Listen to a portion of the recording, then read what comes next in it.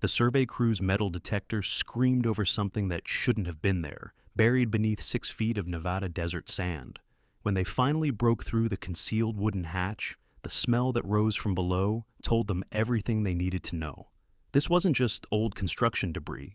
Inside that forgotten cellar, among the dust and decay, they found a small backpack with the name Jamie Winslow still visible on a faded tag, and beside it, pages upon pages of desperate writings that would finally answer a question that had haunted investigators for 32 years. What those pages revealed about the final days of a 10-year-old child would shake an entire community and expose a predator who had hidden in plain sight for decades. Before we carry on, please hit the subscribe button to make my day and let me know where you are watching from in the comments. The Winslow family had been looking forward to their cross-country adventure for months. Robert Winslow, a history teacher from Sacramento, had planned every detail of their summer 1992 road trip with the kind of precision he brought to his lesson plans. His wife, Margaret, had packed enough snacks and activities to keep their 3 children entertained across 5 states. Their RV, a slightly worn but reliable Winnebago, represented years of saving and dreaming about quality family time away from the noise of city life. Jamie, their middle child and only son, had turned 10 just 2 weeks before they left, and his birthday present had been a new backpack filled with sketch pads and colored pencils because the boy loved to draw more than anything else in the world. They had been on the road for 5 days when they crossed into Nevada, and the landscape had transformed from the green valleys of California into something vast and unforgiving. The desert stretched out in every direction, an endless ocean of sand and scrub brush, broken only by the occasional rock formation that jutted toward the cloudless sky. Jamie had his face pressed against the window for hours, sketching the strange shapes of Joshua trees and the way heat created shimmering mirages on the distant horizon. His older sister, Cassandra, who was 12, complained about the heat and the monotony, while their younger sister, 4-year-old Rebecca, napped in her car seat, oblivious to everything except the gentle rocking of the vehicle. Robert checked the fuel gauge as they passed mile marker 314, noting that they were running lower than he had anticipated. The last town had been 40 miles back, but according to his road atlas, there should be a service station coming up within the next 10 miles. What he didn't know was that the atlas was 3 years out of date, and the service station it referenced had been closed for nearly 2 years, abandoned when the highway was rerouted and traffic dried up to almost nothing. When they finally spotted the weathered sign promising gas and refreshments, Robert felt a wave of relief, even though something about the place immediately struck him as off. The station sat alone in a wide clearing that had been carved out of the desert, surrounded by nothing but sand and the skeletal remains of what might have once been a small trailer park. 2 ancient pumps stood like sentinels in front of a low building, with windows so dirty they were nearly opaque. A hand-painted sign that read, "Open," hung crooked in the door, though Robert couldn't see any movement inside. He pulled the RV up to the pumps and shut off the engine, which ticked and groaned as it cooled in the 100-degree heat. Margaret looked at the building with obvious concern, her hand instinctively reaching for the door lock. Cassandra wrinkled her nose and announced that she wasn't going in there. It looked creepy. Jamie, however, was already unbuckling his seatbelt, his backpack in hand, eager to stretch his legs and maybe find something interesting to sketch. Robert told everyone to stay in the RV while he checked if the place was actually open, but Jamie begged to come along, promising he would stay right by his father's side. Margaret hesitated, then nodded, reminding Jamie to be careful and not touch anything dirty. Father and son stepped out into the scorching afternoon, the heat hitting them like a physical force. The air smelled of dust and creosote and something else underneath, something slightly sour that Robert couldn't quite identify. As they approached the building, Robert noticed that the open sign was so faded and sun-damaged that it could have been hanging there unchanged for years. He tried the door anyway, and to his surprise, it swung inward with a long creak. Inside, the station was dim and surprisingly cool, as if the thick walls kept out the worst of the desert heat. Shelves lined the walls, most of them empty or holding only a few dusty cans of motor oil and ancient candy bars with wrappers so faded the logos were barely recognizable. A counter ran along the back wall, and behind it, barely visible in the shadows, sat a man who looked as weathered and forgotten as the building itself. Harold Boone was 53 years old that summer, though the desert had aged him beyond his years. His face was deeply lined, burned dark by decades under the Nevada sun, and his eyes had a quality that Robert would later struggle to describe. Empty, perhaps, or maybe just watching in a way that made you feel exposed. Harold stood slowly, his chair scraping against the concrete floor, and asked what he could do for them. Robert explained that they needed gas, maybe 20 gallons if the pumps worked, and asked if there was a restroom his family could use. Harold nodded slowly, said the pumps worked fine, cash only, and gestured vaguely toward a hallway that led to the back of the building. Jamie had wandered over to a dusty display case that held a collection of rocks and what looked like old arrowheads, his artist's eye immediately drawn to the shapes and textures. Harold's gaze followed the boy, and something flickered across his face, an expression so brief that Robert almost missed it. Interest, perhaps, or calculation. Robert told Jamie to stay put while he went back to get money from the RV, and in that decision, in that single moment of leaving his son alone for what should have been 90 seconds, the entire trajectory of the Winslow family's life changed forever. Jamie barely noticed his father leave, too absorbed in examining what appeared to be a perfectly preserved geode split open to reveal purple crystals inside. Harold came around the counter with surprising quietness for a man of his size, moving closer to Jamie with the kind of careful deliberation a hunter might use, approaching skittish prey. He asked Jamie if he liked rocks, if he collected them, and Jamie looked up with the open friendliness of a child who had been raised to be polite to adults, explaining that he liked to draw them, that the way light hit different surfaces was really interesting. Harold smiled, though it didn't quite reach his eyes, and said he had a whole collection in the back, really special pieces that he didn't show just anyone, things he had found over the years wandering the desert. He said there were fossilized shells from when this whole area had been underwater, millions of years ago, and stones that looked like they had faces carved into them by wind and time. Jamie's eyes lit up, his passion for art and nature overriding any sense of caution. When Harold gestured toward the hallway and said they could take a quick look before Jamie's father got back, the boy followed without hesitation, his backpack bouncing against his shoulders as he hurried to keep up.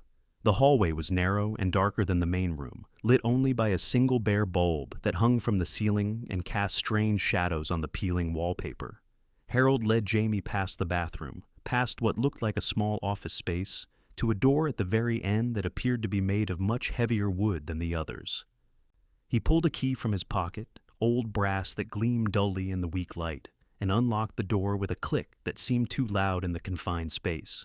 Jamie peered into the darkness beyond, trying to make out shapes, asking where the rocks were. Harold's hand came down on the boy's shoulder, gentle at first, almost reassuring, and then with increasing pressure, he guided Jamie forward, across the threshold, and Jamie's last glimpse of light was the hallway behind him, before Harold shut the door and everything went black.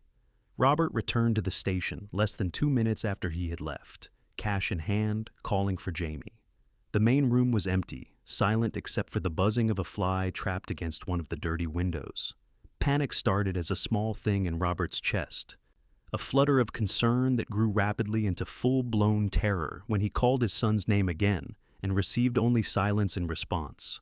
Harold emerged from somewhere in the back, moving with the same deliberate slowness, asking what was wrong in a tone that suggested only mild interest.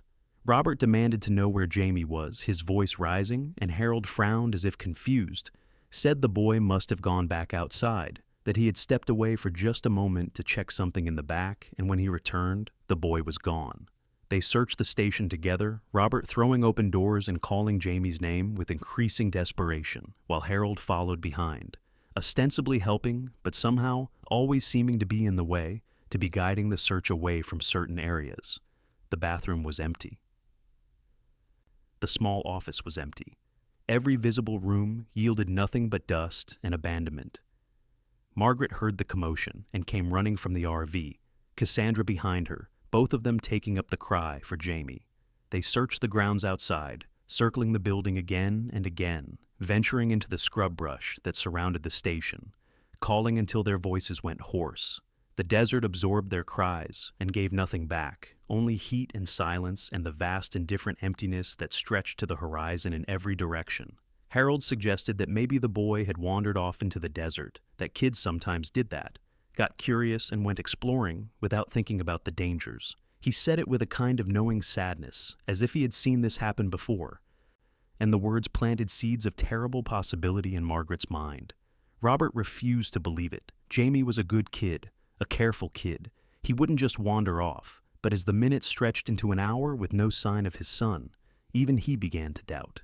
They called the police from the station's ancient phone, and Harold stood nearby, listening, his face appropriately concerned, occasionally interjecting helpful suggestions about which direction the boy might have gone. The local sheriff's department sent 2 deputies, which was nearly their entire available force for that sector of the county. Deputy Linda Vasquez arrived first, a compact woman in her mid-30s who had grown up in these desert towns and knew both the landscape and the kind of people it attracted. She took statements from the Winslows, noting the precise timeline.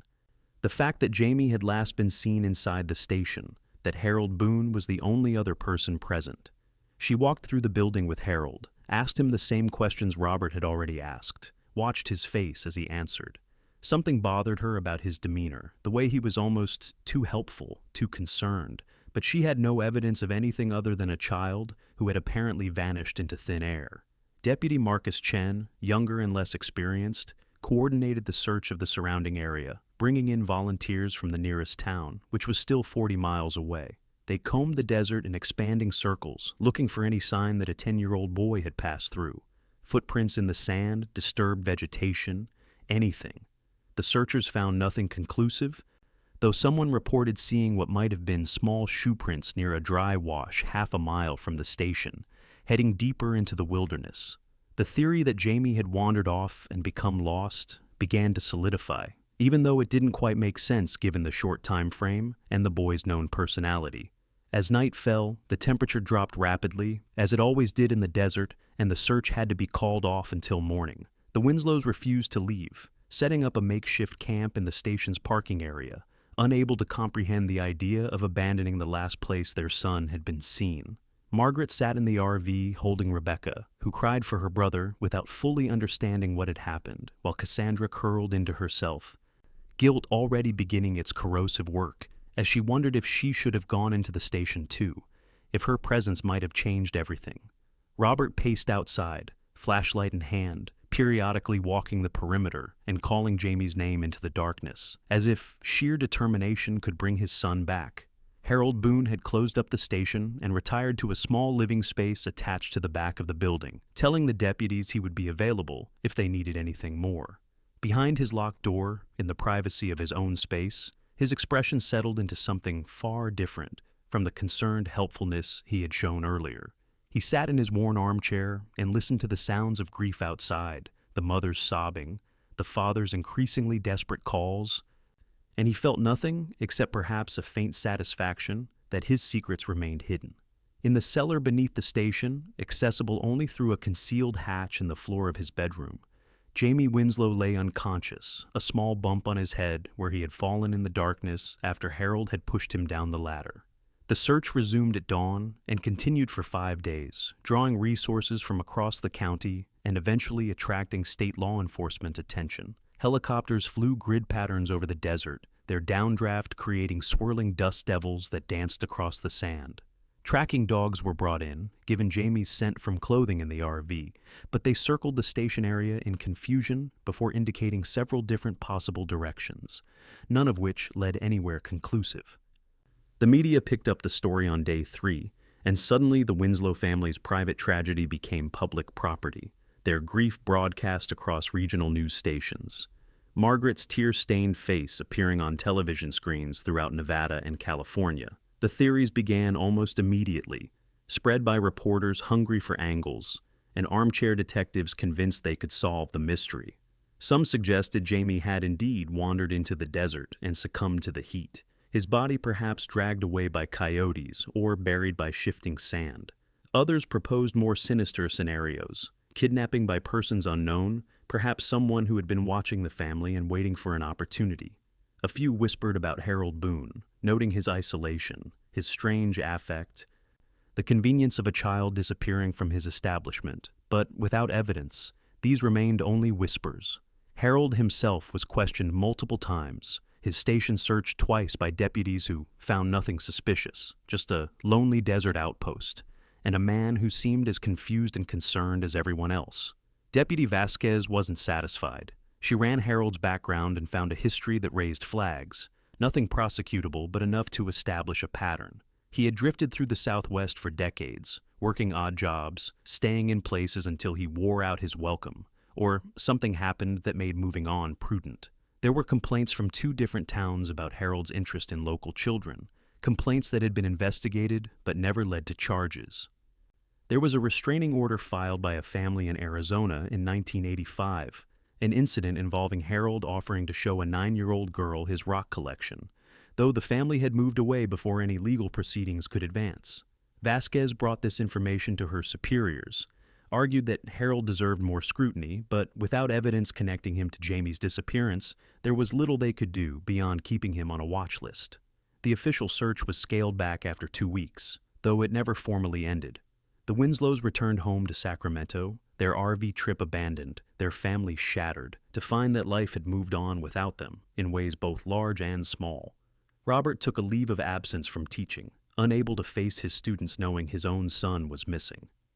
Margaret stopped sleeping more than a few hours a night, jerking awake from nightmares in which she could hear Jamie calling for her from somewhere dark and distant. Cassandra developed anxiety so severe she couldn't attend school, consumed by guilt and fear that made every moment an exercise in survival. Little Rebecca, too young to fully process what had happened, asked for months when Jamie was coming home, each question a fresh wound. Detective Raymond Foster, a veteran investigator with the Nevada State Police, inherited the case when it became clear the local sheriff's department lacked the resources for a prolonged investigation. Foster was a methodical man in his late 50s, gray-haired and soft-spoken, who had worked missing children cases for 20 years and carried the weight of every unsolved disappearance like stones in his pockets. He drove out to the station 3 weeks after Jamie vanished, arriving unannounced on a Tuesday afternoon to find Harold sitting outside in a lawn chair, drinking beer and watching the desert. Foster introduced himself and asked if they could talk, and Harold agreed with the kind of weary resignation of someone who had answered the same questions many times before. Foster's interview technique was different from the deputies who had come before. He didn't ask about the day Jamie disappeared, not directly. Instead, he asked Harold about his life, his years in the desert, why a man would choose such isolation. Harold talked easily enough, describing himself as someone who preferred solitude, who had never quite fit in with regular society, who found peace in the emptiness of the Nevada wilderness. Foster listened and watched, noting the way Harold's eyes shifted when certain topics arose, the subtle tells that suggested discomfort or deception. He asked about the station's layout, mentioning that he was curious about the building's history, and Harold gave him a tour, showing him the same rooms that had been searched before, the same empty spaces. Foster noticed something the earlier searchers had missed, or perhaps hadn't thought significant. The dimensions of Harold's bedroom didn't quite match the external measurements of that section of the building. There was a discrepancy of about 8 feet, space that should exist but didn't appear to in the visible room. When Foster commented on this, Harold laughed and said, "Old buildings were like that. Nothing was quite square. Walls got added and moved over the years." Foster nodded, seemingly accepting this, but he made a note in his investigation log, a small detail that nagged at him, even as he drove away that evening. He tried to get a warrant to conduct a more thorough search based on the architectural inconsistency, but the judge ruled that speculation about irregular building dimensions wasn't sufficient probable cause, especially given that the station had already been searched multiple times. The case began to go cold as summer turned to fall and then winter. The Winslows hired a private investigator, a former FBI agent named Patricia Raines, who specialized in missing children cases. Raines retraced every step of the investigation, interviewed everyone who had been involved, and came to the same conclusion as Deputy Vasquez: Harold Boone was hiding something. But knowing it and proving it were entirely different matters. Raines conducted surveillance on Harold for 2 months, documenting his movements, his habits, the rare occasions when he left the station to buy supplies in town. She saw nothing incriminating, just a lonely middle-aged man living an isolated existence in the desert. Her report to the Winslows was honest and devastating. Without new evidence or a break in the case, there was little more she could do. The years passed with the particular cruelty of unresolved tragedy. The Winslow family splintered and tried to rebuild, never quite managing either. Robert and Margaret's marriage didn't survive the strain. They divorced in 1995, both of them unable to be around someone who constantly reminded them of what they had lost. Robert moved to Oregon and tried to start over, but Jamie's ghost followed him, appearing in every 10-year-old boy he passed on the street, in every laugh that sounded remotely similar. Margaret stayed in Sacramento, becoming involved in advocacy for missing children, channeling her grief into helping other families navigate the nightmare she knew so intimately. Cassandra struggled through adolescence and into adulthood, carrying the burden of survivors' guilt, while Rebecca grew up with only vague memories of the brother she had lost, a ghost story that had shaped her entire life. Harold Boone continued living at the station, growing older and more weathered with each passing year. The business, such as it was, barely sustained him. But he had few needs and fewer wants. He lived simply, venturing into town once or twice a month for supplies, speaking to almost no one, existing in a bubble of isolation that suited him perfectly. Below his bedroom, in the cellar that no one had ever found, the evidence of his crime remained hidden, protected by concrete and secrecy. Jamie's backpack sat where Harold had left it decades ago, the colored pencils scattered across the floor, the sketch pads filled with drawings that ended abruptly on a certain summer day in 1992. Detective Foster retired in 2003 without ever solving the Jamie Winslow case. Though he thought about it often, the boy who had vanished from a desert station, the strange drifter who had been there, the dimensions that didn't quite add up. He mentioned the case to his replacement, Detective Angela Morrison, who added it to her cold case files and reviewed it periodically, hoping that some new technology or technique might shed light on the mystery. The case was featured on several true crime television programs over the years, each one bringing a fresh wave of tips that ultimately led nowhere. Amateur detectives debated theories online, creating elaborate scenarios involving everything from alien abduction to secret government operations, none of them coming close to the simple, terrible truth. In the cellar beneath the station, that truth waited in darkness. Harold had kept Jamie alive for 3 days, bringing him food and water, watching the boy's terror evolve into desperate bargaining and finally into a kind of hopeless acceptance. Jamie had begged to be let go, promised he wouldn't tell anyone, sworn he just wanted to go home to his family. Harold had listened with detached interest, studying the boy the way someone might study an insect, curious about responses but ultimately unmoved by suffering. On the 3rd day, Jamie had tried to fight back when Harold came down with food, launching himself at the man in a desperate attempt to escape. The struggle had been brief. A 10-year-old boy was no match for an adult. And when it was over, Jamie lay still on the concrete floor, his neck twisted at an angle that left no question about his fate. Harold had panicked briefly, his first kill, if it could be called that, accidental in its way. And he wasn't quite sure what to do. He left the body there for several days while he thought through his options, ultimately deciding that the cellar was as good a hiding place as any. He wrapped Jamie in an old tarp and placed him in the corner farthest from the ladder, covering everything with sheets of plywood and old equipment. The boy's backpack he left where it had fallen, along with the drawings Jamie had made during those 3 days, sketches of the cellar walls, of the single bare bulb that provided light, of Harold's face as seen from below, all rendered with the skill of a child who could have been something special given time and opportunity. Over the following years, Harold occasionally went down to the cellar, moving slowly as age made the ladder more challenging. He would look at the tarp-covered shape in the corner, feeling nothing except perhaps a faint sense of satisfaction that his secret had remained safe. He never felt guilt. His psychology didn't include that particular burden, but he did feel a kind of proprietary interest in what lay hidden beneath his home. This was his, this secret, this proof that he had gotten away with something that would destroy him if ever discovered. It became a talisman of sorts, evidence of his power to deceive, to exist outside normal moral boundaries, to take what he wanted without consequence. The world changed around the forgotten service station as the 1990s gave way to the 2000s and then to the 2010s. Technology advanced in ways that would have seemed like science fiction to someone in 1992. Cell phones became ubiquitous. GPS made getting lost nearly impossible. Social media connected everyone to everyone else in a vast digital web.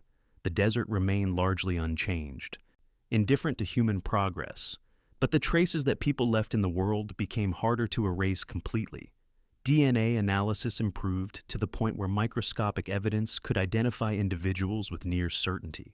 Digital surveillance expanded until cameras were everywhere, recording, storing, creating permanent records of movements and actions. The tools available to investigators in 2024 would have solved the Jamie Winslow case in days rather than decades, but only if applied to fresh evidence, only if there was something to analyze. Harold Boone died in his sleep on a cold January night in 2023, alone in his bed above the cellar, his heart simply stopping after 74 years of beating. No one found him for 3 weeks, not until the owner of the property, a real estate investment company that had acquired the land years earlier in a bundle purchase, sent someone to check why the minimal rent Harold paid hadn't arrived. The county coroner ruled death by natural causes, noting severe coronary disease and a blood alcohol level that suggested Harold had been drinking heavily shortly before he died. There were no relatives to claim the body, no friends to mourn his passing, and Harold was buried in a county cemetery under a simple marker that listed only his name and dates. The property sat empty for over a year while the investment company debated what to do with it. The station building was in terrible condition, years of deferred maintenance having taken their toll, and the location was too remote to attract serious commercial interest. Eventually, the company decided to have the land surveyed properly, thinking they might be able to sell it to a solar farm developer, as large-scale renewable energy projects had begun appearing throughout the Nevada desert. They hired Morrison Land, surveying out of Reno, a small firm that specialized in remote properties, and sent a 3-person crew out in March of 2024 to map the property's exact boundaries and topography. The crew consisted of Jason Reeves, the senior surveyor who was 35 and had been doing this work for a decade, Maria Santos, a recent graduate eager to prove herself in the field, and Brian Cole, the equipment specialist who handled the ground-penetrating radar and other technical gear. They arrived at the abandoned station on a Tuesday morning, the desert already warm despite the early hour, and set up their equipment in the clearing where the Winslow family's RV had once parked. The work was routine at first, shooting angles, marking corners, recording measurements that would eventually become the precise legal description of the property. Maria had the ground-penetrating radar unit, sweeping it back and forth across the earth to identify any underground utilities or structures that might affect future development. She was working near the rear of the station building when the unit's readings went strange, showing what appeared to be a large void beneath the surface where solid earth should have been. Jason came over to look at the display, frowning at the irregular cavity the radar had detected. It was too big and too structured to be a natural formation, more likely some kind of old septic system or storage cellar. He marked the location and made a note for the final report, but Maria's curiosity was piqued. She asked if they could take a quick look, maybe get photos for their records, and Jason agreed, seeing no harm in documenting their finding more thoroughly. Brian grabbed a folding shovel from their truck, and the 3 of them began carefully removing the sandy soil that covered the area the radar had identified. They found the hatch about 18 inches down, a wooden door set in a concrete frame, hidden by years of accumulated dirt and desert debris. The wood was rotted in places, but still solid enough that it took real effort to pry open. Jason pulled out his flashlight and shone it into the darkness below, revealing a ladder descending into a cellar space. The smell that rose up was immediate and unmistakable. The scent of decay and long enclosed air, something organic that had broken down over years. Maria stepped back, her face going pale, asking if they should call someone. Jason nodded slowly, already pulling out his phone to dial the local sheriff's department, his mind racing through the possibilities of what might be down there, none of them good. Deputy Charles Winters arrived 40 minutes later, along with another deputy and the county coroner, Dr. Helena Rodriguez. Winters was in his early 40s, a 12-year veteran of the department who had heard stories about the Jamie Winslow case but had never worked on it directly. He looked down into the cellar with his flashlight, saw what appeared to be an old living space, furniture covered in dust, and in the corner, something covered by a tarp that his experience told him was almost certainly human remains. He called for the state police, knowing this was beyond his department's capabilities, and within 2 hours, the area around the old service station was cordoned off as a crime scene, investigators converging on a location that had kept its secrets for 32 years. Detective Angela Morrison, who had inherited the Winslow case files from Ray Foster, was on site by late afternoon, her heart racing with a combination of dread and hope that she barely allowed herself to feel. She descended into the cellar wearing full protective gear, accompanied by forensic technician David Park and photographer Lisa Chang. The scene that greeted them was like a time capsule, unchanged since Harold Boone had last visited it years before. The forensic team worked with painstaking care, photographing everything from multiple angles before touching anything, documenting the position of every object in the space. It was Lisa who spotted the backpack, half hidden behind an old filing cabinet, and when she read the name tag aloud, Jamie Winslow, the cellar fell absolutely silent except for the sound of cameras clicking. The remains were removed with the kind of reverence reserved for victims whose suffering had been prolonged and whose absence had created lasting wounds. Dr. Rodriguez supervised the careful extraction of what was left of Jamie Winslow, the small skeleton that told a story of a child who had died far too young, far from his family, in darkness and fear. The initial examination suggested traumatic injury to the cervical spine, likely the cause of death. But determining exactly what had happened would require more detailed analysis. The backpack yielded treasures of evidence, not just Jamie's belongings, but also the drawings he had made during his captivity, images that would break hearts and help build a case against a dead man who could no longer be prosecuted, but whose crimes could finally be acknowledged. The pages Jamie had written were discovered beneath the sketch pads, carefully preserved by the dry cellar environment. In a 10-year-old's handwriting, growing shakier as the pages progressed, Jamie had documented his captivity. He wrote about being pushed down the ladder, about the darkness and the cold concrete floor. He described Harold bringing him food, asking him strange questions, watching him with eyes that Jamie said looked like a shark's eyes, dead and scary. He wrote about trying to be brave, about thinking of his mom and dad and sisters, about hoping someone would find him. The later pages showed his hope fading, his words becoming more desperate, asking why no one had come, wondering if his family was still looking. The final entry, dated 3 days after his disappearance, simply read, "I tried to get away, but he was too strong. I'm sorry, Mom. I'm sorry, Dad. I'm sorry." The news broke like a tidal wave, spreading across media outlets within hours of the discovery. Margaret Winslow, now 62 years old and living alone in Sacramento, received a call from Detective Morrison asking if she could come to Nevada to make a formal identification of items found at the scene.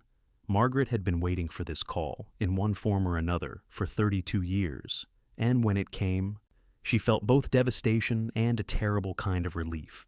Robert Winslow, living in Portland, got a similar call and broke down completely, sobbing on the phone to Morrison in a way he hadn't allowed himself to cry since the early days after Jamie's disappearance. Cassandra, now 44 and living in Seattle, heard the news from a reporter who had tracked down her phone number and called for a comment, a violation that left her shaking with rage and grief. The forensic analysis confirmed what everyone already believed. The DNA extracted from the remains matched the profile that had been created from Jamie's toothbrush and clothing, stored in evidence for 3 decades. The drawings and writings were authenticated through handwriting analysis and matched samples from Jamie's schoolwork.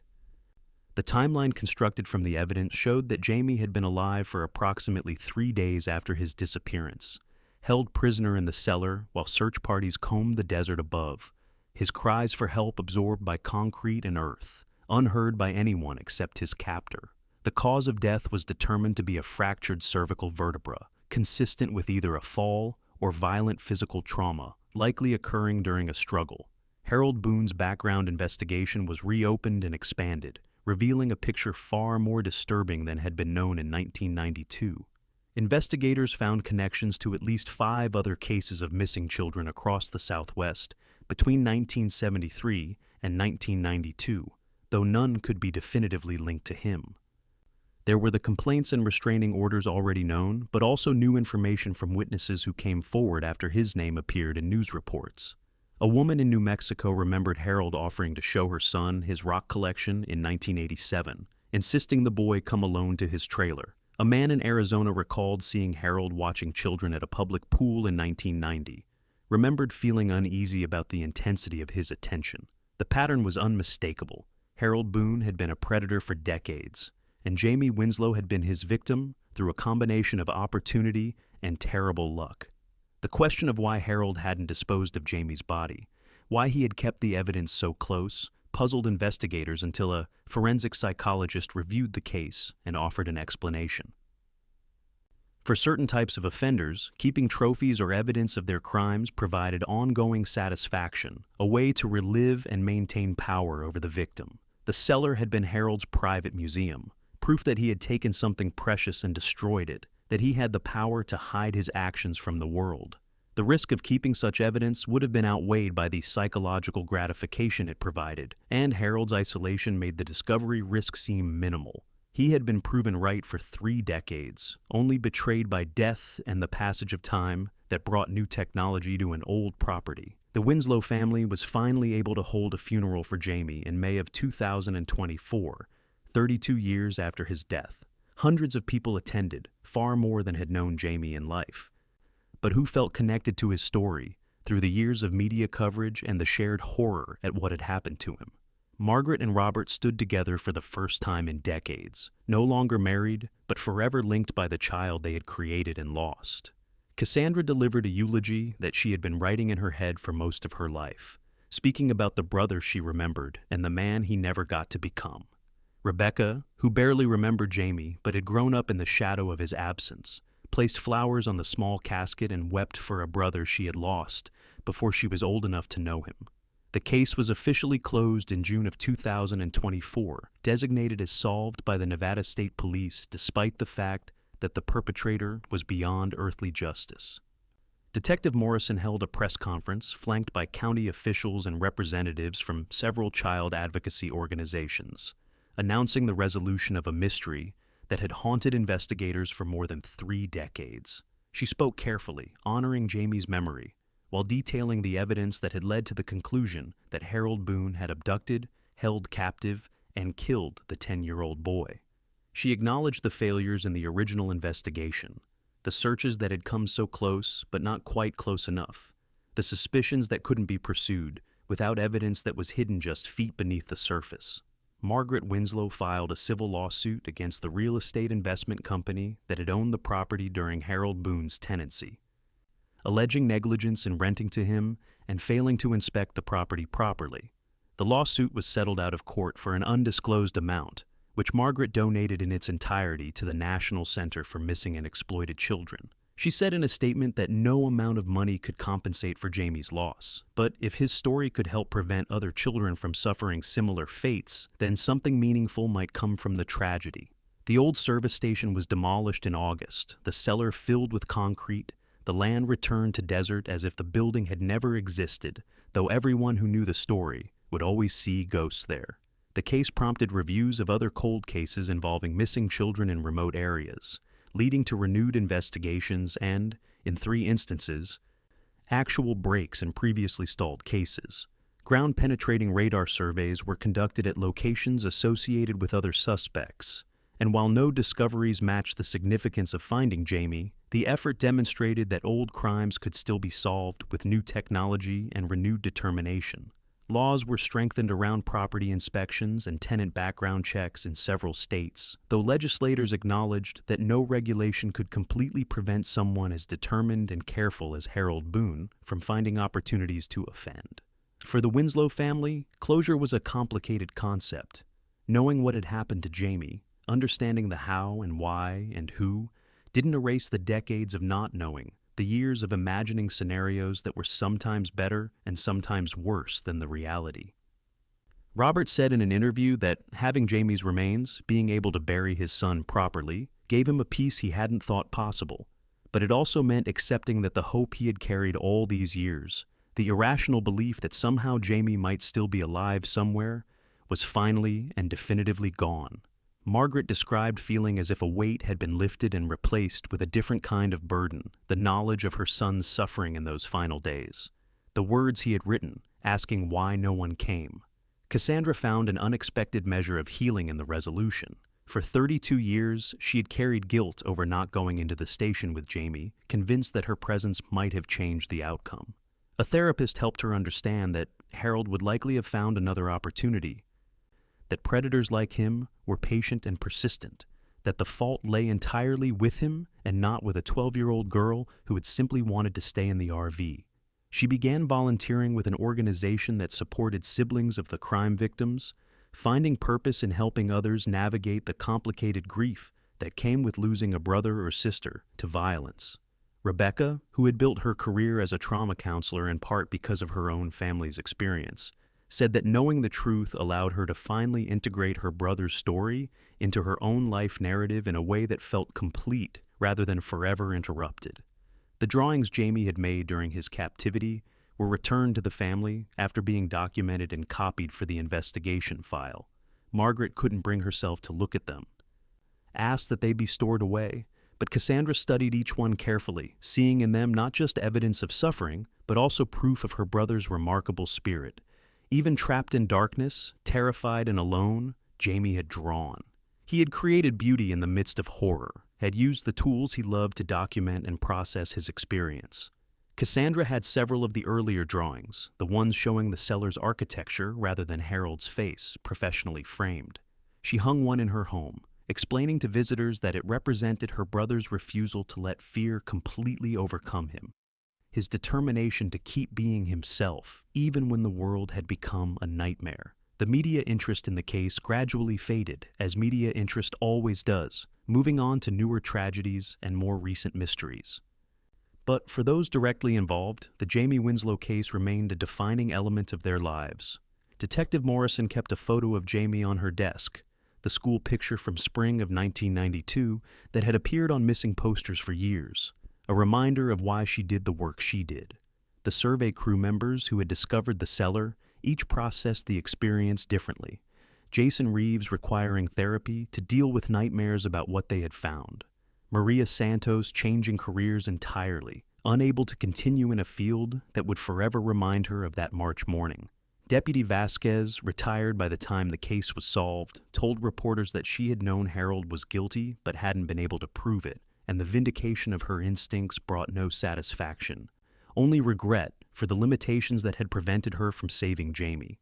The desert where Jamie Winslow had spent his final days continued its indifferent existence, hosting new travelers and new stories, its vast emptiness swallowing secrets and revealing them according to its own timeline. The site where the service station had stood became known to locals, who sometimes drove out to the coordinates just to stand in the clearing and think about the fragility of safety, the randomness of tragedy, the way a single moment can diverge into entirely different futures. Some left flowers or small toys, creating an informal memorial in the middle of nowhere, while others simply stood in silence before returning to their vehicles and driving away, grateful for the ordinary dangers they faced, the mundane fears that paled beside what had happened there. In the years following the resolution of the case, the Winslow family worked to keep Jamie's memory focused on who he had been, rather than how he had died. They established an art scholarship in his name at his former elementary school, awarded annually to a student who showed exceptional promise in visual arts. They shared stories of Jamie's life, his terrible jokes, and his kindness to animals, his habit of drawing on any available surface, including the margins of his homework, his dream of becoming an artist or maybe a park ranger, something that would let him spend time outdoors capturing the world's beauty. They emphasized that Jamie had been more than a victim, had been a whole person with preferences and talents and a future that should have unfolded across decades but was cut short by someone else's evil. The truth that had hidden beneath the Nevada desert for 32 years was now part of the public record, cataloged in police files and news archives, analyzed in criminology courses and true crime podcasts. But the most important truth, the one the Winslow family held closest, was simpler and more personal. Jamie had been loved. He had been cherished. His absence had left a wound that never fully healed, and his memory had been honored even in the darkest years of not knowing. When he was found, he was brought home, given the dignity of a proper burial, and finally allowed to rest after decades of being lost. His family had never stopped looking, never stopped hoping, never stopped loving him. The case of Jamie Winslow, the 10-year-old boy who vanished from a desert service station in the summer of 1992, was officially closed in June of 2024. The mystery that had haunted investigators and consumed a family for more than 3 decades was finally solved, not through brilliant deduction or dramatic confrontation, but through the mundane intersection of time, technology, and a survey crew doing routine work on a forgotten property. Justice, such as it was, came too late for Jamie, but not too late for those who loved him to finally know the truth, to understand what had happened, and to begin the complicated process of accepting what could never be changed. As Margaret Winslow stood at her son's grave one quiet Sunday afternoon, 6 months after his burial, she thought about all the years she had spent wondering, imagining, hoping against hope. She thought about the birthday presents she had bought for Jamie every year, keeping them in a box in her closet because she couldn't bear to acknowledge that he wouldn't need them. She thought about the dreams where he came home, older, but still her boy, with explanations that made everything make sense. And she thought about the reality she now had to carry, the knowledge of his suffering and death, the understanding that no one had been able to save him, despite all the searching and praying and wishing. She placed fresh flowers on the headstone, which read, Jamie Robert Winslow, beloved son and brother, forever 10. And she whispered that she was sorry it had taken so long to bring him home, that she had never stopped looking, that he had been loved every single day he was gone, and would continue to be loved for as long as she drew breath. The desert wind picked up, scattering petals across the grass, and Margaret turned to walk back to her car, carrying with her the bittersweet comfort of knowing that the wandering was over, the wondering was done, and Jamie could finally, after 32 years, rest in peace. The ripple effects of solving the Jamie Winslow case extended far beyond the immediate family, touching lives in ways both expected and surprising. In Sacramento, Jamie's former elementary school held a special assembly 6 months after the case was resolved, bringing together teachers who had known him and students who had heard his story. Principal Diane Hutchinson, who had been a young third-grade teacher when Jamie was a student, spoke about the bright-eyed boy who had filled notebooks with drawings during recess, who had once created an entire comic book about a superhero whose power was being able to talk to animals. She described how the school community had been devastated by his disappearance, how they had held vigils and fundraisers, how his empty desk had remained in his classroom for weeks because no one could bear to remove it, as if doing so would mean giving up hope. The assembly unveiled a permanent memorial in the school's art room, a bronze plaque mounted beside a display case that would feature rotating exhibitions of student artwork. The plaque bore Jamie's name and dates, along with a quote from one of his teachers who had written in a report card just months before his death. Jamie sees the world through an artist's eyes, finding beauty and interest in things others might overlook. His creativity knows no bounds. The first exhibition in the case featured reproductions of some of Jamie's own drawings from his sketch pads, the ones made before the RV trip, showing a child's interpretation of California landscapes, family portraits, and imaginative creatures that blended different animals into fantastical new beings. Standing before the display, Cassandra felt her throat tighten as she recognized her own 10-year-old face in one of the family portraits, rendered with the loving imprecision of a sibling who had spent countless hours watching her read and do homework. Robert Winslow had returned to teaching after several years away, working at a small private school in Portland, where he taught history to high school students. He had never spoken to his students about Jamie, keeping that part of his life carefully separated from his professional identity. But after the case was solved, he found himself unable to maintain that separation. During a unit on the importance of forensic science in modern criminal justice, he shared Jamie's story with his class, his voice breaking only once as he described the survey crew's discovery and what it had meant to finally have answers.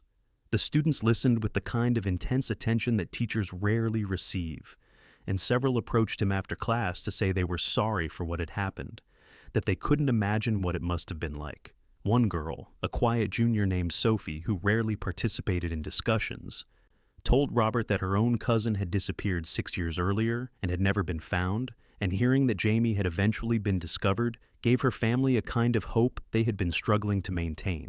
That conversation led Robert to become involved with the Missing Children's Network, an organization that supported families dealing with unresolved disappearances. He discovered that his experience, as painful as it had been, gave him a unique ability to connect with parents who were living through the nightmare he had survived. He could speak to the specific quality of grief that came with not knowing, the way every phone call might be the one with news, the exhaustion of hoping and fearing simultaneously. He could also speak to the strange adjustment required when answers finally came.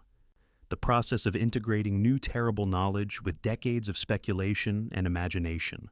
Robert found that helping others navigate these experiences gave him a sense of purpose that had been missing since Jamie's death, a way to transform suffering into something that might ease someone else's burden. The forensic team that had processed the cellar scene continued to work on identifying other potential victims of Harold Boone.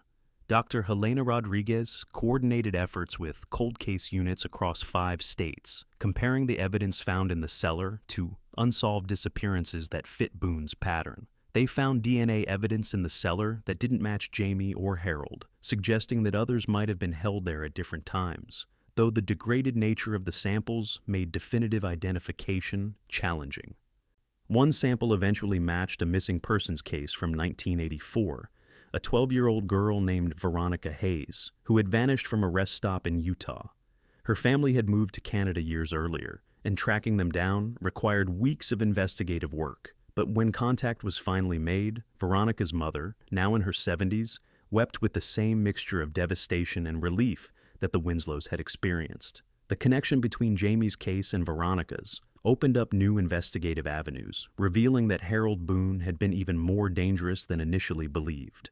Investigators theorized that he had used the cellar multiple times over the years, that his isolated location and transient lifestyle had allowed him to operate with impunity across a wide geographic area. The realization that law enforcement had interviewed him multiple times over the decades, had even searched his property, and still failed to discover the cellar, led to significant changes in how such investigations were conducted. Training programs for officers now included specific instruction on identifying hidden spaces in structures, on recognizing when building dimensions didn't match expected layouts, on the importance of following up on architectural inconsistencies, no matter how minor they seemed. Deputy Linda Vasquez, whose instincts about Harold had been dismissed for lack of evidence, became something of a reluctant expert on the case, speaking at law enforcement conferences about the importance of trusting investigative intuition while also understanding its limitations. She was honest about her own frustration at not being able to prove what she had suspected, acknowledging that gut feelings without evidence couldn't and shouldn't lead to arrests, but arguing that they should lead to more thorough investigation. She described the specific details that had bothered her about Harold, the way his eyes had tracked the Winslow family's movements, the slightly too practiced quality of his concerned responses, the sense she had gotten that he was enjoying the chaos and grief he was witnessing. These weren't things that would hold up in court, she explained to audiences of officers and detectives, but they were things that should have prompted harder questions, more persistent scrutiny, a refusal to accept surface explanations when instinct screamed that something was wrong. The technology that had ultimately led to Jamie's discovery, ground-penetrating radar, saw increased use in cold case investigations, following the publicity around the Winslow case. Police departments that had never considered using such equipment began requesting it for investigations involving suspected burial sites or hidden structures. The company that manufactured the unit Maria Santos had been using experienced a surge in orders from law enforcement agencies, and they developed a new training program specifically designed for investigators who might use the technology in criminal cases. Jason Reeves, the surveyor who had supervised the crew that found the cellar, was invited to participate in developing the training curriculum, bringing his practical experience to help officers understand both the capabilities and limitations of the equipment. Rebecca Winslow, the youngest sibling who had been only 4 when Jamie disappeared, found that the resolution of the case affected her in ways she hadn't anticipated.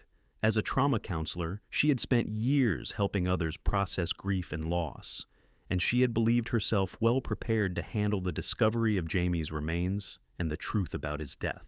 But knowing the details, reading the words her brother had written in those final days, understanding the fear and pain he had experienced, broke through the professional detachment she usually maintained. She took a temporary leave from her practice, recognizing that she needed time to process her own trauma before she could effectively help others with theirs. During those months away from work, she wrote extensively in journals, trying to understand her complicated feelings about a brother she barely remembered, but whose absence had shaped every aspect of her childhood. Rebecca's journals eventually became the foundation for a memoir she published 2 years after the case was solved. The book, titled The Ghost at the Table: Growing Up in the Shadow of a Missing Sibling, explored the unique challenges faced by siblings of missing children, the way they were often overlooked in the rush to support grieving parents, the guilt they felt for continuing to grow and have experiences while their brother or sister remained frozen at whatever age they had been when they vanished. The memoir was raw and honest, describing Rebecca's complicated relationship with a brother she couldn't truly remember, the way she had constructed an idealized version of Jamie from photographs and stories, only to have that construction shattered by the reality of how he had died. The book found an audience among others who had lost siblings to violence or disappearance, creating a community of people who understood the specific nature of that grief.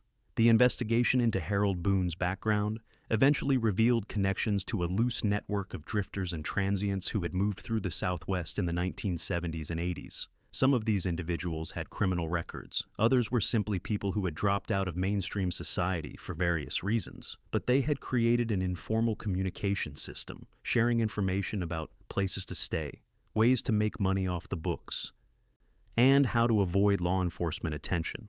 Investigators discovered that Harold had been known within this network as someone who asked too many questions about children, who made others uncomfortable with his interests, but the transient nature of the group and the general distrust of authority meant that no one had ever reported him to police.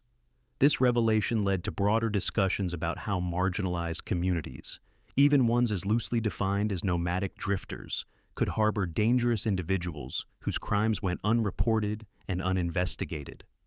Margaret Winslow's work with missing children's organizations intensified after Jamie's case was solved. She became a powerful advocate for families dealing with unresolved disappearances, speaking at fundraisers and awareness events, lobbying for increased resources for cold case investigations. She testified before the state legislature in support of a bill that would require periodic reviews of all unsolved missing children cases, arguing that advances in technology meant that cases considered dead ends 20 or 30 years ago might now be solvable with fresh analysis.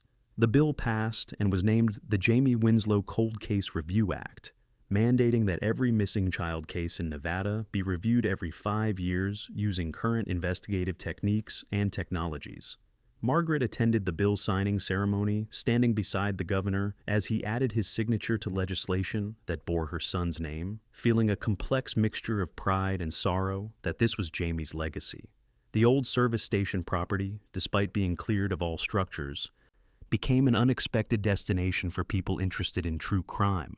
The real estate investment company that owned the land found themselves dealing with trespassers who wanted to see where Jamie had been held, who took photographs and sometimes removed small amounts of dirt or rocks as macabre souvenirs. The company eventually sold the property to a conservation group that placed it under permanent protection, ensuring it would remain undeveloped. A small marker was placed at the site, simple and dignified, noting that this was a place where tragedy had occurred and requesting that visitors treat it with respect.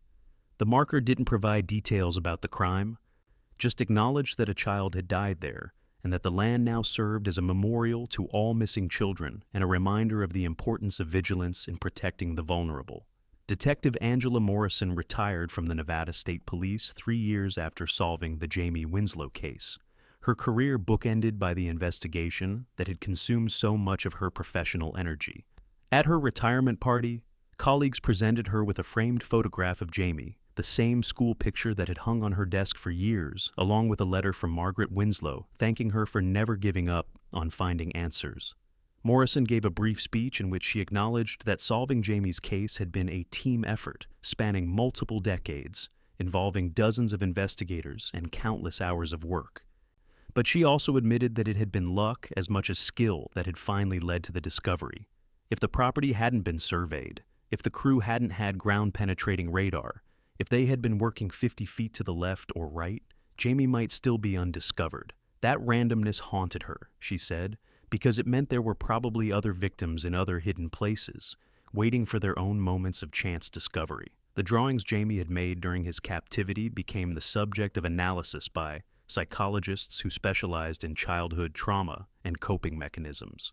Dr. Kenneth Marsh, a researcher at a university in California, wrote a paper examining how Jamie had used his artistic skills to maintain some sense of control and normalcy in an utterly abnormal situation. The drawings showed a progression, Dr.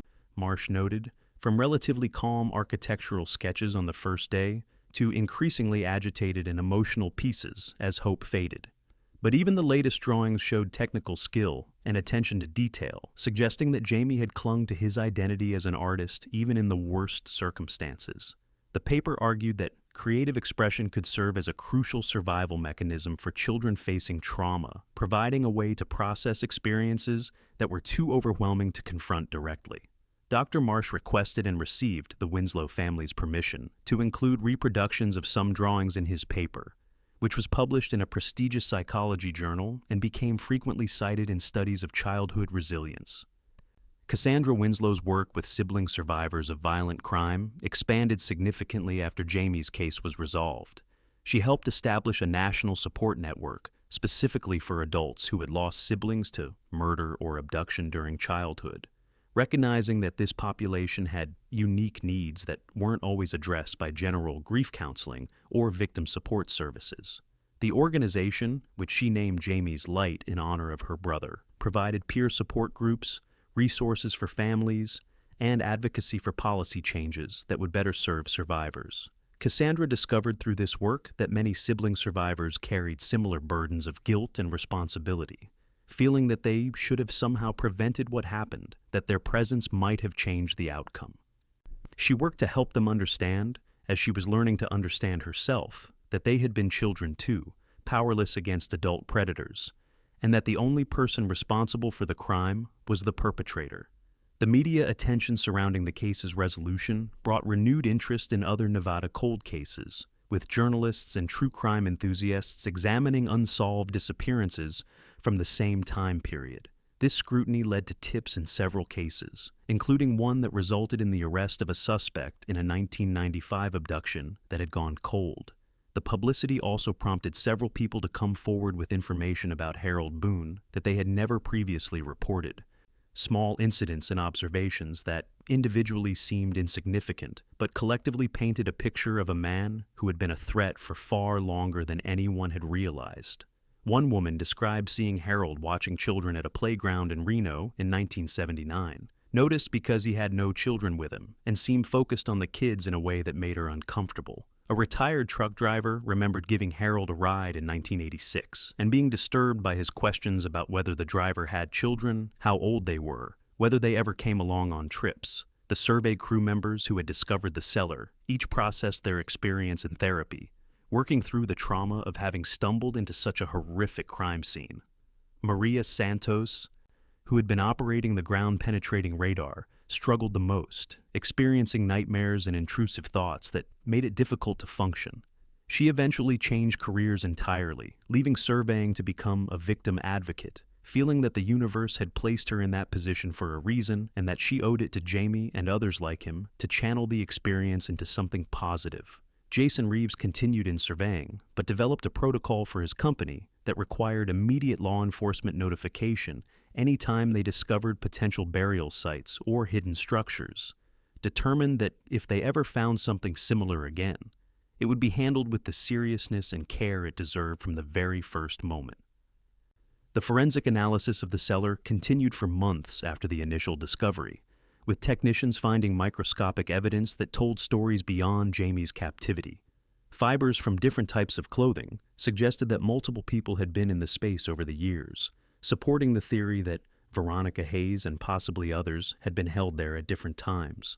The construction of the cellar itself revealed that it was much older than Harold's tenancy of the property, likely built in the 1950s or 60s, perhaps as a storm shelter or storage space. Harold had simply discovered it and recognized its potential for his purposes, reinforcing it and adding the concealed hatch that made it nearly impossible to find without knowing exactly where to look. The latter showed wear patterns consistent with decades of use, grooves in the wood where hands had gripped it countless times, descending into darkness. Detective Raymond Foster, who had retired years before the case was solved, learned of the discovery while on vacation with his wife in Arizona. He immediately drove back to Nevada, wanting to see the site for himself, to understand how close he had come to finding Jamie all those years ago. Morrison met him at the property, now just an empty lot with a small memorial marker, and they stood together looking at where the station had been. Foster was quiet for a long time, then said that he had known, somewhere deep in his gut, that Jamie was there, that the architectural discrepancy in Harold's bedroom had been the answer all along. Morrison asked why he hadn't pushed harder for a warrant, and Foster explained that he had, multiple times, but judges required more than feelings and suspicious measurements. The system had worked as designed, protecting citizens from unreasonable searches, but in this case, those protections had also protected a killer. It was a tension inherent in the justice system, he said, and there was no easy answer, no way to balance individual rights against public safety that would prevent all tragedies. The impact on the local community where the service station had stood was significant, despite the area's sparse population. The few families who lived within 20 miles of the site struggled with the knowledge that such horror had existed so close to their homes for so long. Some felt betrayed that law enforcement hadn't found Jamie sooner, while others understood the practical limitations of searching for hidden spaces in a region where abandoned buildings and forgotten structures dotted the landscape. A community meeting was held at the nearest town's public library where Morrison and other investigators explained the investigation's history, what had been done, what could have been done differently, and what was being done now to prevent similar situations. The meeting was emotional, with attendees expressing anger, fear, and sadness, but it also served a healing purpose, allowing people to voice their concerns and receive honest answers about a case that had haunted their corner of Nevada. Margaret and Robert Winslow found that solving the case, while providing closure in some ways, opened new complications in others. They had spent 32 years in a kind of suspended state, their relationship with Jamie frozen at the moment of his disappearance. Now they had to confront the reality of his death, the specific circumstances of his suffering, the knowledge that he had called for them in those writings, and they hadn't been able to answer. Both sought therapy, separately and eventually together, working through layers of grief that included not just Jamie's death, but also the dissolution of their marriage, the years lost to sorrow and searching, the relationship they might have had with their son if he had lived. Their therapist helped them understand that grief was not something to be solved or completed, but rather something to be integrated into their lives, carried forward as part of who they had become. The scholarship fund established in Jamie's name at his elementary school grew beyond its original modest size after the case was resolved, with donations coming from across the country. People who had followed the story for years, who had hoped Jamie would be found alive but were moved by the eventual resolution, sent contributions along with letters explaining what the case had meant to them. The fund became large enough to award not just one, but 3 scholarships annually, supporting young artists as they pursued their passions in Jamie's memory. The recipients were invited to create pieces specifically for the rotating exhibition in the school's display case, ensuring that Jamie's legacy continued to inspire new generations of children to see the world through artistic eyes, to find beauty and meaning in unexpected places, to create even when the world seemed dark.